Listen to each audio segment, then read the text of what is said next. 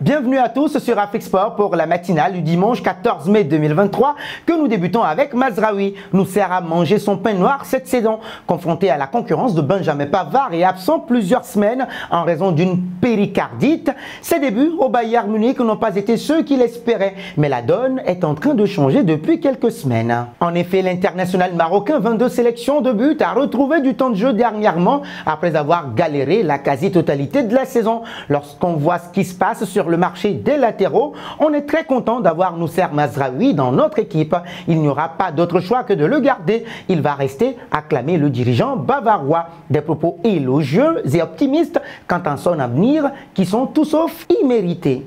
Parlons de Youssef Belaïli, visé par une procédure disciplinaire. Après son départ soudain de la CA Ajaccio, Youssef Belaïli, 6 buts, 3 passes décisives en 17 apparitions, multiplie les pistes pour donner une suite à sa carrière, apprend-on auprès de la Gazette du Fennec. Et d'après le média algérien, l'une des plus probables mènerait à un comeback à l'Espérance de Tunis. Alors que le MC Oran rêverait d'attirer son enfant prodige à la maison, l'EST serait cette fois mieux placé pour accueillir l'attaquant algérien 31 ans 44 cap, 9 buts. A noter que le cadre tunisien a tenté en vain de signer Belaïli une nouvelle fois au cours des 4 dernières années avant que ce dernier ne préfère un second challenge en Europe. Du côté du joueur, les options sérieuses ne sont pas légion, bien que les Émiratis et le Koweït soient à l'étude. Nous voici arrivés à l'instant quiz avec 3 indices pour connaître notre joueur mystère du jour. Premier indice, je suis un attaquant de 27 ans. Deuxième indice, je joue en Angleterre depuis 2015. Troisième indice, j'ai déjà joué pour Monaco et le FC Sevilla. Qui suis-je? Vos réponses sont attendues en commentaire. Nos félicitations à tous ceux qui ont répondu. Raheem Sterling lors de la dernière matinale. C'était le joueur à trouver puisqu'il est un attaquant de 28 ans de la Premier League qui a déjà joué à Liverpool. De 2015 à 2022, il était chez les Sky Blues de Manchester City. Parlons de Osimhen. Le Paris Saint-Germain a ciblé Victor Osimhen pour renforcer son attaque lors du mercato estival. Le joueur de Naples est également convoité par Chelsea, mais le président napolitain De Laurentiis est connu pour être intransigeant dans les négociations. Pour faire baisser le prix du transfert, Chelsea envisage un montage financier surprise en incluant les joueurs Christian Pulisic et Kepa Arrizabalaga dans la transaction. Cependant, les joueurs doivent également être d'accord pour quitter le club londonien pour rejoindre Naples. De son côté, Victor Osimhen pourrait être tenté par un départ, mais le prix demandé par Naples, soit 160 millions d'euros, refroidit les ardeurs du Paris Saint-Germain. Pourtant, Kylian Mbappé a exprimé sa volonté de jouer avec un attaquant de pointe pour lui libérer plus d'espace. De Laurentiis, qui est d'habitude inflexible, pourrait-il revoir ses exigences à la baisse pour permettre le transfert d'Osimhen? L'avenir nous le dira.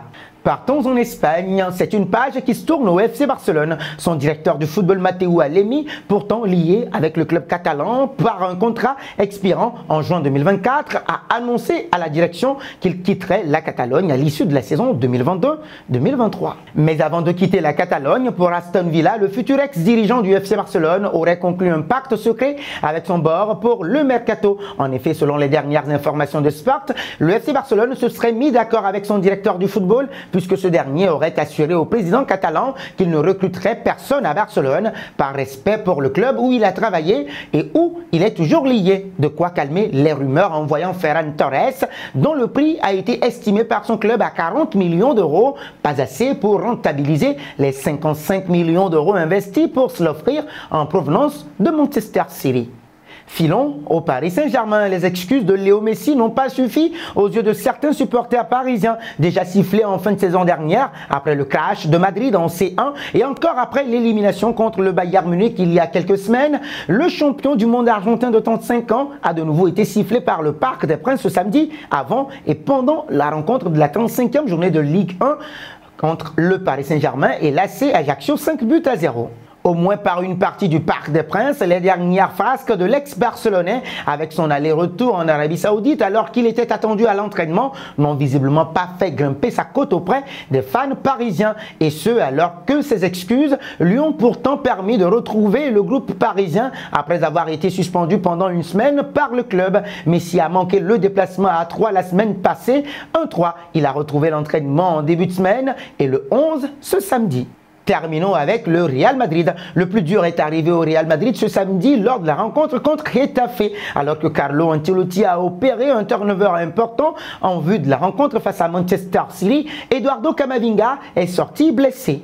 Avant d'aller finaliser la demi-finale de la Ligue des Champions en Angleterre sur la pelouse de l'Etihad Stadium de Manchester City, le Real Madrid disputait le 34e chapitre du championnat espagnol, et ce face à Getafe, dans un match où toutes les précautions étaient de mise. Les têtes merengues étaient tous à City, en témoigne la première période ennuyante de la rencontre. Mais alors que la seconde période était plus intense, avec le Real Madrid qui a scoré par entremise de Marco Asensio, Camavinga, victime d'une faute, a dû céder sa place à Odriozola. Le Français a reçu un coup au genou qui l'a empêché de poursuivre la rencontre. C'est donc poche de glace au pied, visage amer, que le néo-latéral gauche de l'équipe merengue était au banc pour la rencontre. De quoi raviver les inquiétudes et les incertitudes avant le déplacement de la Casablanca à l'Etihad Stadium. Et nous arrivons au terme de cette matinale que nous bouclons avec la question du jour. Selon vous, qui est actuellement le meilleur joueur du monde? Vos réponses sont attendues en commentaire. Mais en attendant, n'hésitez surtout pas de vous abonner sur Afrique Sport et d'actionner la cloche de notification pour ne rien manquer du football continental et international.